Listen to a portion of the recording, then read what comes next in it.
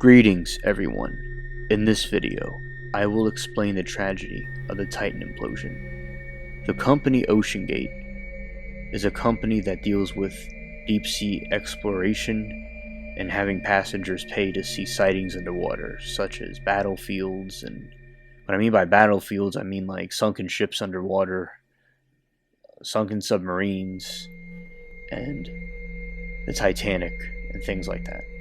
So, these people paid $250,000 to see the Titanic underwater. And in their submersible, the Titan, and it has been a Titanic sighting 3 times, successfully. But not the 4th time, obviously. It was created with carbon fiber and titanium.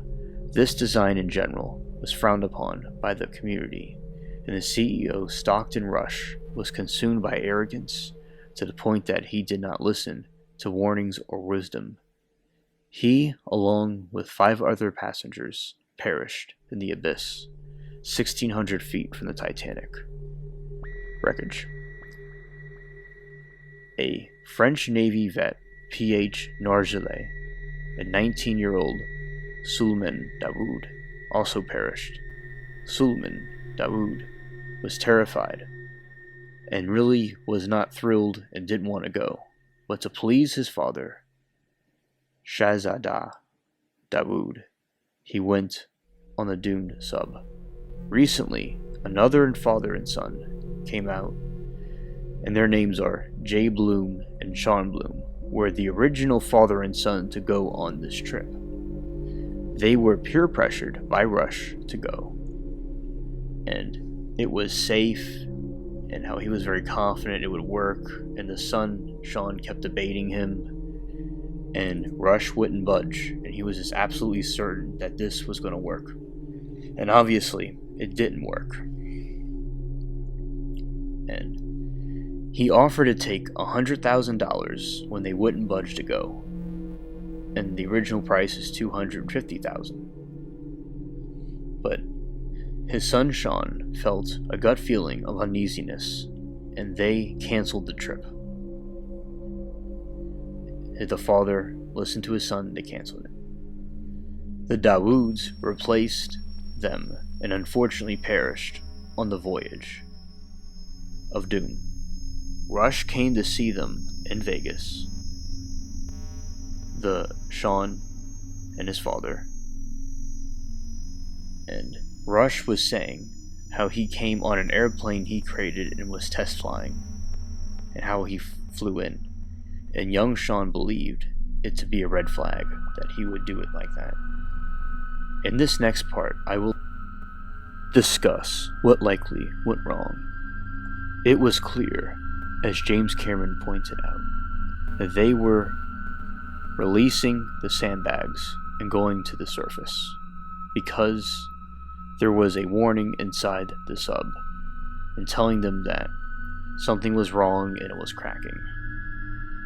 So he was basing it off the news that he heard about when the OceanGate Titan was coming back up. And it cracked, obviously, and imploded. And this happened less than a millisecond, and they were instantly dead. What caused this problem? This was caused by wear and tear, and poor design, and bad materials, cockiness, and not taking experts' advice. As they say, pride before the fall in the Bible. James Cameron had his submersibles tested for years before going in them, 3 years on a computer screen. A wireless game controller was used to control the sub, the Titan. The Army uses that, but it is best to have a wired one, and this thing was cheap. Nothing wrong with having budgets, but this situation, it should have been more put into it. And in general, he used cheap parts and had a strange toilet in there. And finding the sub is this next part I'm going to discuss. It took the US and Canadian Navy to look for this sub for a couple of days. The internet was freaking out. Everybody was uncertain and thought they were down there running out of oxygen. And I thought it imploded likely because the signal was lost. And because when it's lost, it had to have imploded, in my opinion. And when it stopped pinging the signal, the sonar detected a boom, but they had to send the robot 12,500 feet to see if it was a Titan or not. There's so much noise underwater, and they can't be absolutely 100% certain if it was them or not. A debris field was found.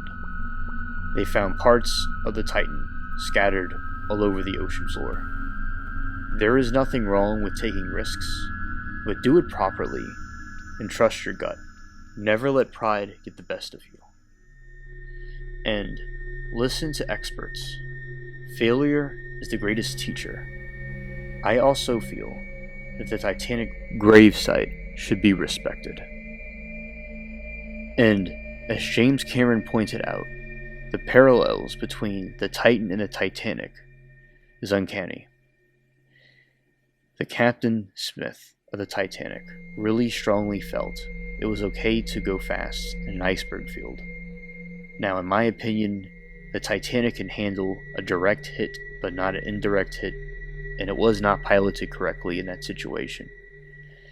Also, with the Titanic, people thought God himself couldn't sink the ship, and the CEO of OceanGate thought that his Titan was unsinkable, and they have met the same fate as Titanic, and his wife, great-great-grandparents, were the co-owners of Macy's and the old couple in the bed of Titanic and the violin scene.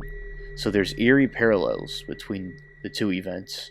There's nothing wrong with exploring and seeing the Titanic or any underwater sighting correctly. Do it correctly and build it correctly.